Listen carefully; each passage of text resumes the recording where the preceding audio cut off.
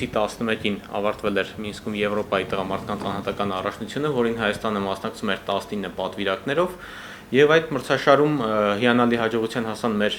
պատանի շախմատիստները Հայկը Մարտիրոսյան, Արամ Հակոբյանը, Արտուր Դավթյան եւ Միքայելյան Արմանը, ովքեր բոլորն էլ լրացրեցին գրոսմաստերի նորմը։ Ինչպես գիտեք, գրոսմաստերը դա շախմատում բարձրագույն կոչումն է եւ նման վաղ տարիքում նման երիտասարդ տարիքում գրոսմաստերի նորմը լրացնելը բավականին մեծ հաջողություն է։ Իսկ Մարտիրոսյան Հայկի համար սա գրոսմաստերի արդեն 4-րդ նորման էր եւ ինքը իր գործակիցն էլ է բավականին յետերով բարձրացրել եւ շուտով արդեն FIDE-ի մոտակա կոնգրեսում, որը տեղի ունելու հոկտեմբերին, Հայկին արդեն կշնորհվի գրոսմաստերի բարձրագույն տիտղոս, սա շատ բարձր նվաճում է, Հայկը 17 տարեկանում է ընդամենը 17 տարեկան է ընդամենը եւ այսպիսի վաղ տարիքում արդեն գրոսմաստեր է դառնում։ Հայաստանի պատմության մեջ ինքը երկրորդ տարիքով երկրորդը կլինի, միայն իրենից շուտ Սամվել Տեր-Սահակյանն էր 15 տարեկանում լրացրել եւ Հայկը արդեն դեռ 17-ի չի լրացել եւ արդեն գրոսմաստեր կդառնա։ Միքայելյան Արմանի համար սա երրորդ գրոսմաստերի նորման էր եւ իր գործակիցը երբ որ արդեն 20 կետով էլ նա կբարձրացնի, նրան նույնպես կշնորհվի այս բարձր տիտղոսը։ Մրցաշարում ես նաև կուզենամ ընդգծել հենց Արմանի խաղը, Արմանը 9 հնարավորություններ 7 միավոր եւ ընթանում էր մրցաշարի առաջատարների թվում եւ շատ լավ հնարավորություն ուներ, եթե ոչ չեմպիոն դառնալու, ապա գոնե մեդալ նվաճելու եւ 10-րդ տուրում ցավալի պարտություն կրեց, ուներ ամբողջովին հաղթած դիրք, նրա մրցակիցն էր աշխարհի հանրաճանաչ գրոսմաստերներից Դավիթ Նավարան մտնում է լավագույն աշխարհի լավագույն 20 շախմատիստների մեջ, շատ բարձր կարգի շախմատիստ է եւ Արման ուներ պարզապես հաղթած դիրք, չգիտեմ, երևի լարվածությունը իրեն որոշակի առումով խանգարեց, նա այդ պարտիան ցավոք լավ չավարտեց, պարտվեց եւ նույնիսկ զրկվեց աշխարհի գավաթի ուղեգրից, իհարկե ցավալի էր։ Մրցաշարում իհարկե շատ հաջող հանդես եկան Հակոբյան Արամը եւ Հայկը Մարտիրոսյան, իրենք մրցաշարում նաեւ 18 տարեկանների համար առանձին հաշվարկ էր տեղի ունենում եւ Հայկը 18 տարեկանների մեջ առանձին հաշվարկում գրավեց առաջին հորիզոնականը, Արամը գրավեց երկրորդ հորիզոնականը։ Նշեմ, որ սա կարելի ասել իրենք 18 տարեկան Եվրոպայի բոլոր ուժեղագույն պատանիները մասնակցում էին այդ մրցաշարին եւ բնականաբար շատ բարձր արդյունք էր։ Իսկ Հայկը նաեւ գրավեց 30-րդ տեղը մրցաշարում, իսկ առաջին 27 տեղերը գրաված մասնակիցները նվաճեցին աշխարհի գավաթի ուղեգիր եւ մի քանի ընդամենը լրացուցիչ ցուցանիշներով միայն Հայկը չկարողացավ նվաճել նաև տղամարդկանց աշխարհի գավաթի ուղեգիր։ Նշեմ, որ սա Հայաստանի պատմության մեջ առաջին դեպքն է, երբ մեկ մրցաշարում 4 շախմատիստ, այն էլ այսպիսի պատանի շախմատիստներ, Արամը 16 տարեկան է, Հայկը 17, Արտուրը ընդամենը 15 տարեկան է, իսկ Արմանը 20, իրենք այսքան վաղ տարիքում հասել են նման բարձր նվաճման։ Այժմ խոսքը փոխանցեմ հենց տղաներին, ովքեր մանրամասն կներկայացնեն, առաջինը խոսքը փոխանցենք Հայկին։ Ես Հայկ Մարտիրոսյանն եմ։ Եվրոպայի տղամարդկանց առաջնությանը շատ երկար էի նախապատրաստվել, քանի որ իմ մրցաշարի մեջ առաջին ամենաուժեղ մրցումն է, որ մասնակցում եմ, եւ ես գիտեի թե ինչպիսի շախմատիստների հետ եմ խաղալու, դրա համար շատ երկար պատրաստվելուց հետո իմ մտածած նորույթները այնտեղ գործեցի եւ հաջող ստացվեց, բայց ինձ մոտ հիմնականում առաջի խաղն է շատ կարեւոր եւ այդպես սովորությունն է, որ առաջի խաղը լավ եմ խաղում, շատ լավ է վերջանում մրցաշարի ինձ համար եւ առաջին խաղը ինձնից թույլ շախմատիստին հաղթելուց հետո ես արդեն սկսեցի խաղալ ավելի ուժեղ շախմատիստների հետ, գրոսմաստերների, մոտավորապես մրցում էի 2650 վարկանիշ ունեցող շախմատիստների հետ եւ շատ հանգիստ եւ չէի լարվում, քանի որ լարվածությունը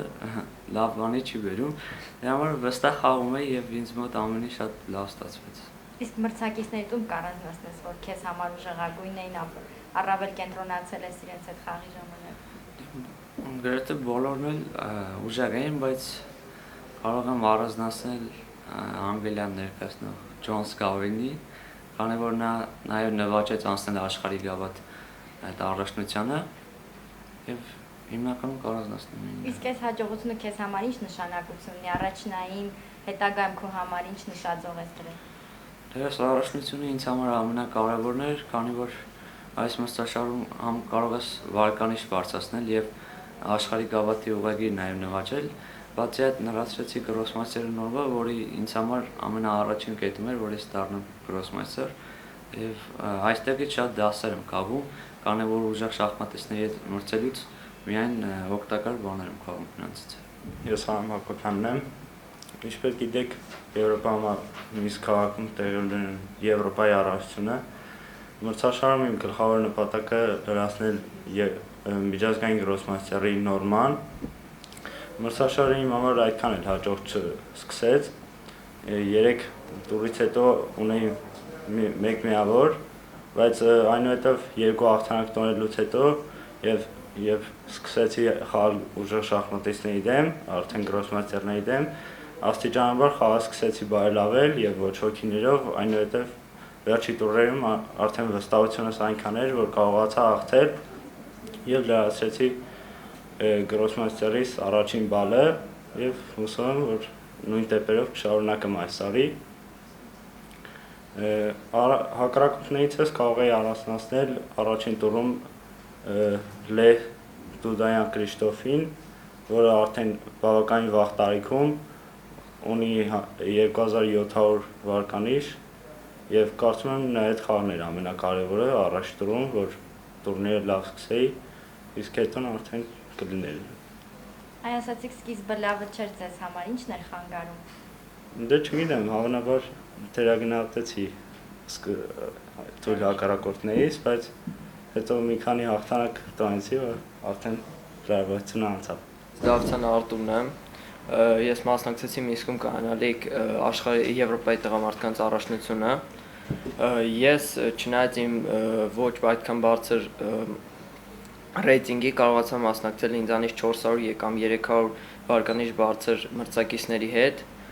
Կուզենայի նշել իմ ամենաուժեղ մրցակցին, որին ես հաղթեցի, դա Սմիրին Նիլյանն էր, Իսրայելը ներկայացնող։ Նրա միջազգային վարկանիշը հասնում էր 2700-ի, բայց ես կարողացա հաղթել նրան եւ լրացնել Grossmeister-ի նորման։ Այնտեղ իդեպ նշեմ, որ դա աշխարհի ամենալավ տուրնիրներից մեկն է, որում որ խաղում էին աշխարհի top 100 շախմատիստներից ոմանք, բայց ես չնայած այդպիսի դժվարության կարողացա լրացնել Grossmeister-ի նորման։ Իսկ ի՞նչ նշանավոր է դրել քեզ համար առաջի կամ հետագամ ինչ նպատակներ ես հասնել։ Դե ցանկանում եմ հասնել Grossmeister-ին համաչափ 2500 վարկանիշի եւ լրացնել եւս երկրորդ եւ երրորդ նորմաները։ Իսկ կա ինչ-որ շախմատիստ միջազգային հարթակում, որ քեզ համար ընդօրինակելի է։ Արոնյանը իհարկե։ Մեկնարկը Եվրոպայի առաջնության իհարկե լավ չսկսվեց իմ համար, առաջին տուրում շատ հեշտ պարտվեցի եւ 2 հաղթանակից հետո 4-րդ պարտիայում Grossmeister-ը տեղի խաղում եւ շատ վատ դիրք ունեի։ Եվ եթե պարտվեի, մրցաշարը շատ ինձ թվում է շատ վատ ավարտ կունենար, որտեղ արդեն դժվար է վերականգնվել է։ Բայց 4-րդ տուրում հակառակորդս սխալ թույլ տվեց եւ հավաքվեցի եւ փորձեցի առավելությունս օգտագործել եւ հաղթեցի եւ դրանից հետո արդեն սկսեցի լավ խաղալ եւ կոնկրետ նպատակ չէի դրել ինչ որ արդյունք ցույց տալու, ինչ որ տեղ գրավելու, ուղղակի նպատակս լավ խաղ ցուցադրելն էր եւ իհարկե չէի սպասում, որ 9 խաղից հետո կունենայի 7 միավոր եւ մոտ 650 վարկանիշների այդ 650 վարկանիշ ունեին այդ շախմատիստները եւ դժվար էր իհարկե նրանց հետ խաղալը եւ 9-ից 7 միավորը իհարկե իմ համար շատ մեծ բարձունք էր եւ 10-րդ խաղում իհարկե ցավալի պարտություն կրեցի Դավիթ Նավարայի հետ խաղում եւ աշխարհում նա 20-րդ մարզիկներ այդ թվում ռեյտինգով ունեի շատ մեծ առավելություն եւ այդ պարտիայից հետո բոլորը ասում էին, որ պետք է այդ առավելության ժամանակ ոչ ոքի առաջարկել, որպեսզի մտնեի աշխարհի գավաթ։ Ուղղակի երբ ունեի այդպիսի մեծ առավելություն դժվար էր ոչ ոքի առաջարկելը, քանի որ գիտեի, եթե հաղթում էի, կարող էի արդեն Եվրոպայի առաջին 3 մրցանակների համար պայքարել, բայց պարտվեցի եւ 11-րդ տուրում արդեն սխալ ստրատեգիական որոշում կայացրեցի, սկզբնախաղի սխալ որոշում էր եւ այդպես չանցա աշխարհի գավաթի խաղաղությանը։ Բայց լրացի գրոսմեստերն Առաջիկայում տղաներից բացի Արտուրից բոլորը կմասնակցեն վաղը Ջերմուկում մեկնարկող Կարեն Ասերյանի 10-րդ հուշամրցաշարին, միջազգային խոշոր մրցաշար է, Հայաստանում անցկացվող ամենամեծ միջազգային Open մրցաշարն է, մասնակցել են 15 երկրների շուրջ 90 շախմատիստներ,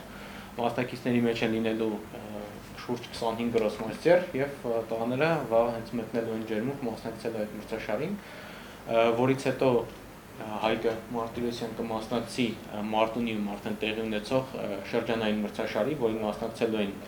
արտասահմանցի 6 ուժեղագույն պատանի շախմատիստներ, որոնց գործակիցը 2650-ից բարձր լինելու եւ Հայաստանի 4 պատվիրակներ, որոնցից մեկը հենց Հայկն է լինելու, դա FIDE-ի 15-րդ կարգի մրցաշար է, շատ բարձր կարգի մրցաշար է եւ դա Հայաստանում ուժեղագույն մրցաշարն է, որը տեղի ունենում Հայաստանում, այսինքն շրջանային մրցաշարի մեջ արդեն, եւ որից հետո Հայկը 23-ին վերջացնում է մրցաշարը եւ 24-ին մեկնում է ԱՄՆ, այնտեղ տեղի ունենալու աշխարհի հավաքականը ընդդեմ ԱՄՆ-ի հավաքականի մրցամարտը լինելու եւ Հայկը ընդգրկվել է աշխարհի հավաքականի կազմում եւ մասնակցելու արդեն ԱՄՆ-ն ընդդեմ աշխարհի այդ մրցաշարին։ Մինչև 17 տարեկանների երկու ձև են, մինչև 17 տարեկանների եւ մինչև 14 տարեկաններ, Հայկը ընդգրկվել է մինչև 17 տարեկանների աշխարհի հավաքականում եւ տեսնենք այդ մրցաշարին է մասնակցելու, իսկ տղաները մոտակա մյուսների համար մոտակա մրցաշարը վարկանիշի առումով դա շատ ուժեղ մրցաշար է, քանի որ ԱՄՆ-ի պատանիները շատ ուժեղ են, նշեմ, որ ԱՄՆ-ի հավաքականից հավանաբար կմասնակցի եւս մեկ հայ մասնակից, Սևյան Սամուելը, որը Ամերիկան է ներկայացնում, սակայն մեր հայրենակիցն է, հավանաբար ԱՄՆ-ի հավաքականից ինքը կմասնակցի, բայց ԱՄՆ-ի հավաքականը շատ հզոր, մինչև 17 տարեկաններին է շատ հզոր հավաքական է։ Վարկանիշային առումով իրենից մոտ 100 կերպ բարձր են լինելու իր բոլոր ամերիկացի մասնակիցները։